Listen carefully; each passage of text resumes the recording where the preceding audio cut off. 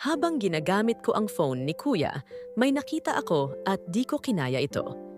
Dear Ate Rose, pakitago na lang po ako sa pangalang Alessia, 4 kaming magkakapatid at ako lang ang nag-iisang babae. Tinuturing akong prinsesa ng mga kuya ko, kaya never ko naisip na may magagawa silang masama sa akin. Hanggang sa isang araw, halos gumuho ang mundo ko sa natuklasan ko. Nang hiniram ko ang phone ng kuya ko, napansin ko ang isang message sa Telegram.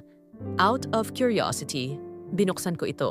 Tumambad sa akin ang isang group chat na hindi ko inakala. Doon ay ibinebenta pala ni Kuya ang mga video ko habang naliligo at nagbibihis ako.